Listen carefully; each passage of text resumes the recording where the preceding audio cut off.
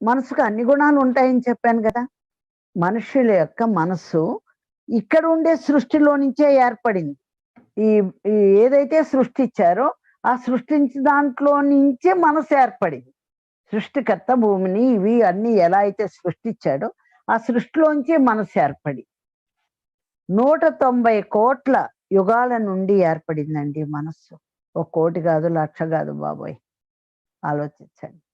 190 కోట్ల యుగాల నుండి ఈ మనస్సు ఏర్పడి, ఎంత పెద్ద మనస్సు అండి ఇది.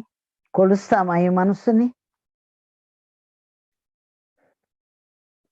అంతకు మునుపు జ్ఞాతి లక్షణాలతో ఉండేవారు. అంతకు మునుపు మనస్సు లేదు, సృష్టికర్త సృష్టించలేదు. జ్ఞాతి జ్ఞాతి లక్షణాలతో ఉండేవాడు. ఇక్కడ జ్ఞాతి అంటే తానెవరో తెలుసుకున్నవాడు, నేను ఆత్మని అని తెలుసుకున్నవాడు.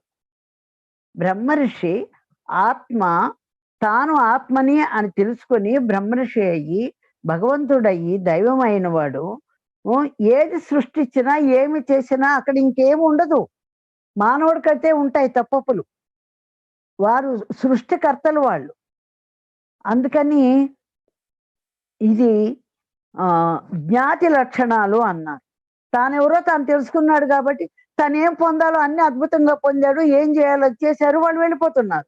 ఇలా వస్తున్నారు చక్కగా భూమి మీద, కాలేజీలు అన్ని ఇంకా అన్ని నేర్చుకుంటున్నారు, ఏమైనా పరిశోధన చేసుకుంటున్నారు. ఎవరికి వారు ఏమన్నా తీరా అంటే అక్కడ జడ్జిమెంట్ లేదు, ఒకళ్ళు కామెంట్ లేదు, నువ్వు ఇదని లేదు అదని లేదు. ఎందుకంటే అందరూ ఒకటే. జ్ఞాతి 190 కోట్ల యుగాల ముందు జ్ఞాతి అనే దేవతలు మాత్రమే భూమిలో ఉన్నారు, దైవాలు మాత్రమే భూమిలో ఉన్నారు. ఈ 190 కోట్ల తర్వాత ఈ మనస్సు అనేది సృష్టిలో నుంచి ఎప్పుడైతే పుట్టడం మొదలు పెట్టిందో ఈ మనస్సు అనేది ఏర్పడి ఏర్పడి ఏర్పడి చివరికి ఇలా తయారైంది, ఏమి తెలియకుండా.